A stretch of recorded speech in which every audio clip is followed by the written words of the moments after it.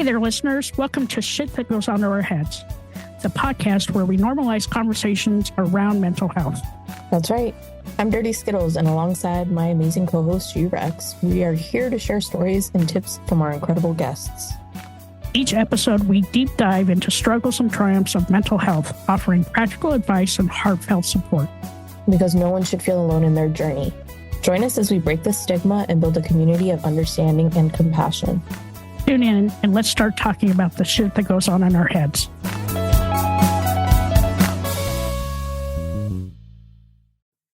Three, two, one.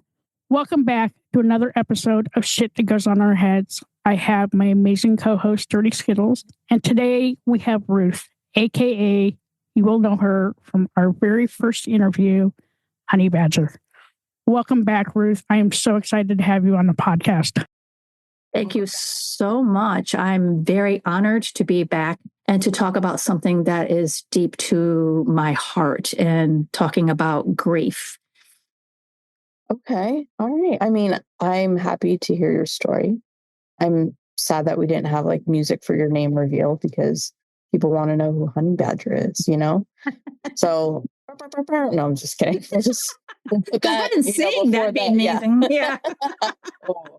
I don't know if this is the right platform for that type of talent, but you know. Where's Foamy the raccoon? I forgot about that. That was an amazing conversation, by the way. It saved lives. It did. Somebody somewhere is thanking us for that. You know. Somebody somewhere, yeah. Yeah. That lady talking about some kind of Foamy the raccoon. Yeah. So, yeah, I'm here. I've thought about this a lot. My experiences, I think, stem as an educator. And so I try to take the approach of like grief and what does it mean and read all the books. And you can read all the books that you want, but I think unless you really go through some profound experiences, that you'll never understand what it's like for someone who has or is experiencing some really profound loss in their lives. And I just, so I went through a rough time. But what I want to open this with is that I think for people in general that it's really hard to talk about this, right? Nobody wants to talk about the subject of losing someone. Nobody wants to talk about what it's like to support somebody who's experienced loss. Nobody wants to like even open up to share what it's like to experience when you experience loss. So I think I've been talking to people who've experienced loss lately, and I think we have this common thread that the expectation is really pretty messed up as a society in the United States anyway. I can't talk about other countries, but we don't like to talk about it. We don't like to talk about all the hard stuff. So I start with like, there is a screening assessment that you can take, and it's called ACEs, and it's Adverse Childhood Experiences. I'm not sure if any of you are familiar with that. It's a 10-question questionnaire, and it screens you for your risk of adverse situations that you experience up to the age of 18. And what the questionnaire talks about and asks is, and I'm going to kind of warn you that there's some trigger here. So if you're sensitive, I'm really sorry. I take care of yourself. But it talks about, have you experienced physical, emotional, or sexual abuse? Have you experienced physical and emotional neglect? Is there household dysfunction, including mental illness, substance abuse, domestic violence, divorce, incarceration? It even could be, the questions really aren't about school environments and bullying, but I really think that counts. And bereavement is a big one, and poverty, which is loaded with risk factors and the most vulnerable globally, really. And the statistics are that there was a study in 95 to 97, and the study had 1,700 people answering these questions when they were in for healthcare. So it was very interesting. Of those 1,700 people, 87% experienced only 0 to 3 ACE scores, But 64% of those participants had at least one ACE score. So that's a fairly low risk. And 12.4% experienced 4+ ACE scores. And I have 8. I have 8. When I first did this in early, like mid 2000s, I'm like, ooh, I have 8. What does that mean? But the impact of this is that you have an increased risk for negative health outcomes such as cancer, smoking, alcoholism, severe obesity, COPD, heart disease, diabetes, suicide attempts, drug use, missed work, stroke, broken bones, depression, STDs, risky factors, right? So that's pretty imperative to kind of connect the dots here, what our childhood experiences are versus how we are now as adults. And it doesn't mean that if you have a high ACE score that you are going to be doomed and gloomed, but it does mean that you really need to pay attention because you are more at risk for developing cancer, for example. So, and I think from what I've read that the tool has become so important that as of June 1st, 2019, it's a standard of care in the United States when people are seeking mental health support. So before you seek support, they should be giving you this assessment to see what your risk factors are. And the reason why I bring this up is because I think thinking about all the loss I have experienced in my life, our family did not handle that in a very healthy way. My first lost experience was I had a cousin who was 2 years old who died in an accidental drowning. And I remember my mother being on the phone with my aunt, and she was just very cold and asked what happened and then just hung up the phone. I mean, that was it. And then I asked, I knew something was wrong. I asked her, what is wrong? And she's like, well, your cousin Tim is dead. And I'm like, oh, okay. I'm like 6 years old. I didn't know how to handle that. I'm like, I loved this little boy. He was just this shining light in the universe, but I just didn't know how to handle it. I wouldn't talk to my siblings and they were kind of cold about it. And we never talked about it again, ever. And funny thing is, my mother never talked to my aunt again either. So that was like, I'm not sure what happened here. I know death is hard, but I had a very unhealthy start to coping. I had a very unhealthy start to kind of comprehending what just happened. And that kind of carried over to like today, it carries over with me. And I feel really bad about the fact that he died accidentally and that my mother couldn't like even have a conversation with me or the rest of us just to say, okay, this is what happened. This is why it happened, anything you need. But times are a little bit different then, but I don't know. I just feel like that set me up in this whole situation of working forward and trying to work with children and try to give them what they need to survive in this world. So I do have some recommendations as far as books for children to deal with death. So I can always give those titles to you and you can post them if you'd like to. I mean, I think for some sure. people would be interested in that. Some really good ones too that are recommended by therapists. So I'll tell you, Ruth, that when I started my therapy, I had to take that assessment, probably because I was like really fucked up in the head at the time. But it did open up doors, right?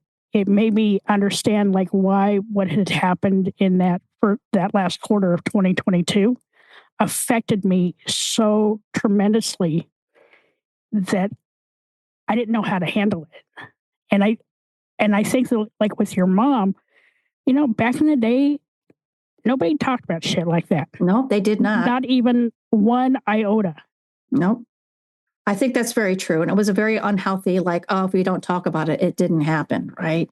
And that just impacts you as a young child. And it set the tone of communication for my family for the rest of their existence as long as we were a nuclear family. I think that set the precedent, which was really unfortunate. Yeah.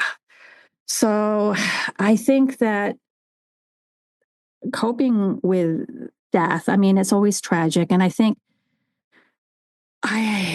it's like there's so much going on with people's lives. We really, truly never know the story behind somebody else. And I think that's why it's so important to be kind to people, because you just don't know what their backstory is. You don't know if you're just going to like give them a little snark that day, if that's going to set them off for the rest of the day and maybe impact their life for the rest. I just feel that it is like, I don't know. So I feel also that until you experience like the tragic loss, like during the pandemic, let's go there. It was really super hard for everybody, right? We were all closed down. We didn't know what was happening. We were afraid to go out in public.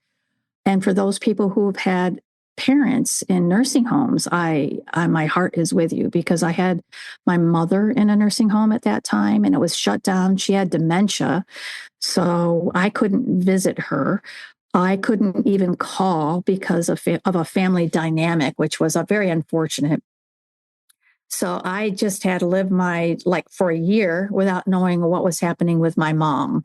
And that was really disheartening. And my sister Diane at the time, she was like, okay, well, I'm from out of state and I can call because I can play dumb. So yeah, go for it. So she would she couldn't get the information that was HIPAA related because of the weirdness of our family dynamic, but she knew she was okay, right? So when the lift happened, that in New York State, you could finally go back and visit your loved ones in the nursing homes, we had to make appointments. So we made an appointment to go visit my mom, and it had been a little bit over a year at this point. And when we went there, I just don't know how to describe the lack of humanity in a nursing home. I mean, I know they do their best that the staffing can. I know that there's a place where these elderly need to go to be cared for. But when you go onto the floor where she was a risk because she was a flight risk, she had sundowners, she was kind of a challenging patient to deal with. But when you step off the elevator and go onto the floor, I mean, the first thing that hit me was the stench of feces and urine. And I'm walking down the hallway and I'm just kind of like in shock, because no one should have to live like that. No one. That is just, there's no dignity in that at all. And we went to see my mom, and I wasn't even sure she would recognize me. And I think she masked a lot, so she would pretend she did. But she didn't give me a very hard time as much as my other sister who came with me. But when we went into her room, her bed was stripped. She had dirty hair that was like past her shoulder, which would never happen if she could have any say about it. And I think the hardest thing when I say, hey, mom, because you're being very cheerful, how are you? How's it going? And she looked at me and I said, it's been a long time, mom. I mean, what's going on? And she just looked at me and she was, I thought you were dead. I mean, and I don't know if because of the dementia, I don't know if she really meant it or if it's been a long time, or do you know what I mean? I don't know where she was coming from with that statement. That's a lot to shoulder. Like, oh, you thought we were dead. Well, we were in a pandemic, mom. Everybody had to stay home, and we couldn't come see you. And then she would like kick at my sister. So it's like my poor sister. She always got the brunt like that. And I don't understand why. But so the grief of losing a parent or a loved one, the long goodbye, that is so hard, because you have to let go of everything you knew about that person. And now this is your reality. And this reality could be just to somebody you don't even recognize, but you care for. So that's a really tough situation.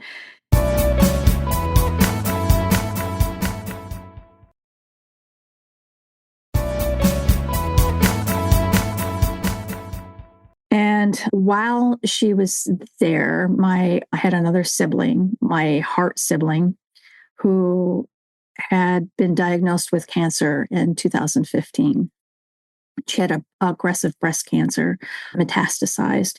And that whole situation, helping her with her cancer, this is really not my story to tell, but as a person who cares about another person, just watching her go through all of that, all the testing, all the treatments, calling me and saying, hey, my medicine came today and it had one of those little hazard signs on it.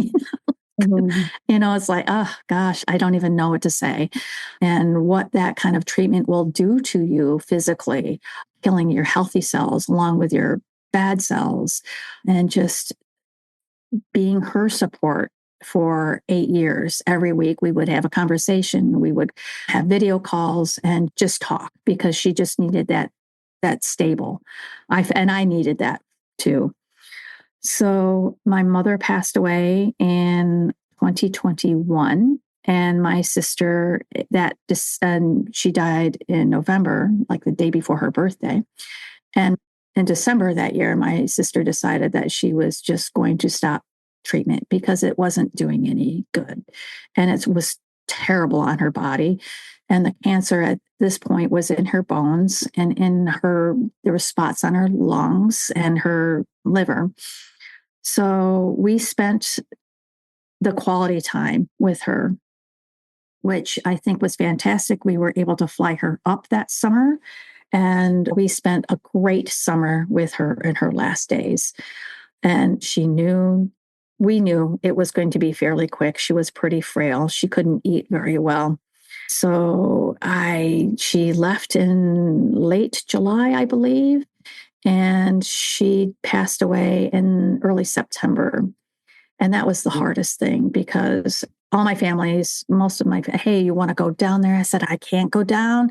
You can't get really inexpensive, cheap flights that are that short of a notice. And you can't get back. You have to get back on the airline's time. And I can't afford to miss that much work. I don't know what I'm going to be doing to being able to help her in that moment. And I think that was that flight or freeze situation for me. It was like, I don't want to deal with it.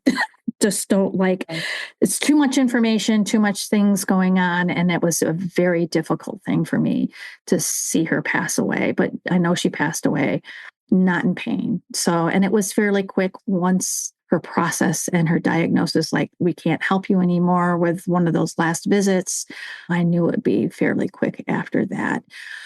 So while I am dealing with that, and I'm dealing with the funny thing about my mom, and not every person has a great relationship with their mother, right?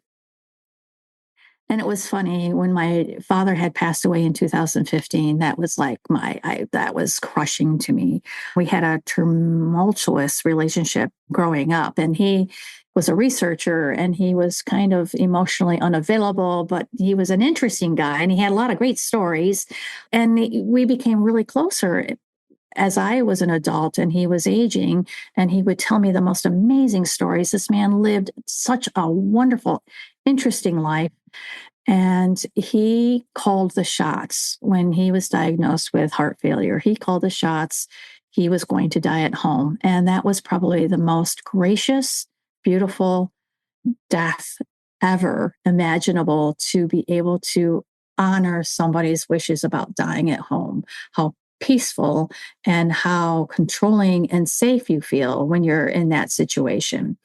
So and the grief of that death can be really complicated with family, right? I mean, you never expect your family or people who are close to you feel, oh, okay, we're having a situation that's an emergency. We're all going to work together to help this person through their last days or months on this planet. Well, oh no, I picked the short end of the straw.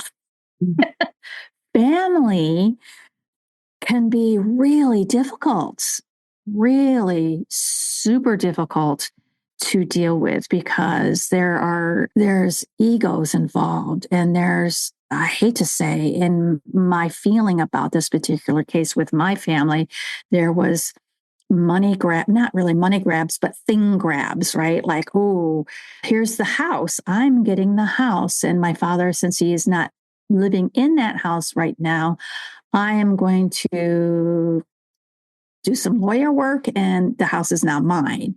The property is now mine. So, and to me, honestly, it's never about the things with family. To me, I don't care. I would be happy with like some little tchotchke that would make me happy that I have memories over someone. And that's what I hold precious, right?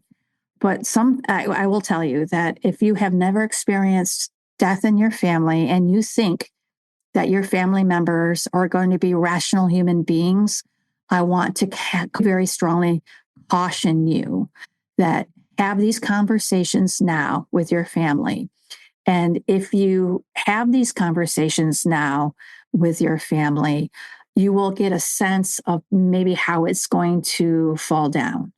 So, in that, always have your legal documentation very set up and very clear and very finalized, because it will be a free for all if it is not. And you don't think that Uncle Tim from Wisconsin is going to come at you and demand all this stuff. I'm making that up, of course, but you just never know what's going to come out of the woodwork. So always, if you can, have that documentation set up and make sure that the wishes of you or your loved ones are very well known, because I think that is that cautionary tale. It was crazy chaos with my siblings. And that's a form of grief, right? Because you grew up with these people, your sisters and your brother, and you feel like there is some camaraderie, my siblings. And that's a form of grief, right? Because you grew up with these people, your sisters and your brother, and you feel like there is some camaraderie there. There's family there. We're always going to be adults and pull this together. And unfortunately, it's really not true. And especially in my experience. So I ended up actually, after I deal with things with humor, I'm just going to say right now, here and there, like, okay, I had my sister, like it got really super weird. One of my sisters, for my other sister, emailed all of us siblings together and said, hey, just want to let you know that there's been somebody in your household that's been diagnosed, not household, but somebody in your family that's been diagnosed with skin cancer, and to get yourself checked. And I'm like, ooh, well, that doesn't feel good. What does this mean? Because of course I'm compassionate. I want to make sure whoever this is, that they're feeling supported and they have everything that they need, because that's who I am. And I'm like, okay, why are you coming up and saying all this? Why isn't this person who has cancer? Because why doesn't she, if she wanted me to know, she'd be telling me. But it got into this really weird circle of back and forth. And I'm like, I am just saying, if this person wanted me to know that they had skin cancer, I feel this person should say it to me themselves and not go through this third party. And then finally, the sister, of course, who had skin cancer was like, you're such a bitch. I'm sorry. I'm just very clear. I just want to respect boundaries. And I also want to say that I really want to be supportive. And it just went around, and it's just, finally, she just said, you need mental help or something like that.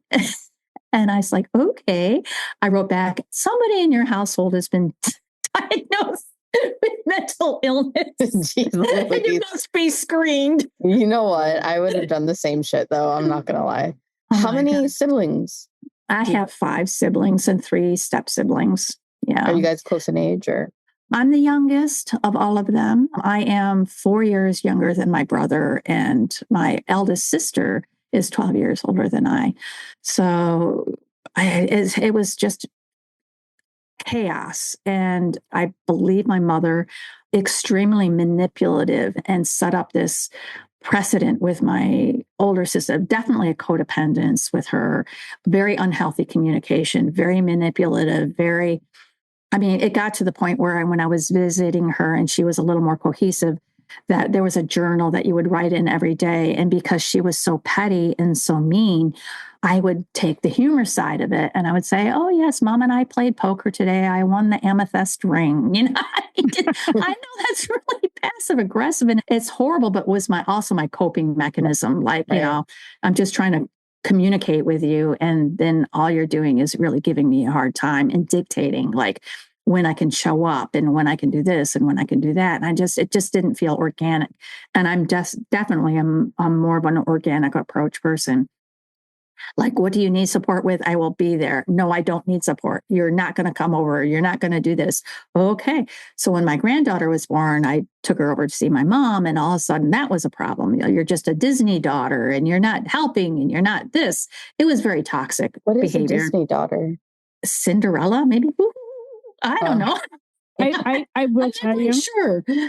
I'll tell you that death and major life illnesses bring out the absolute worst in families. The absolute worst.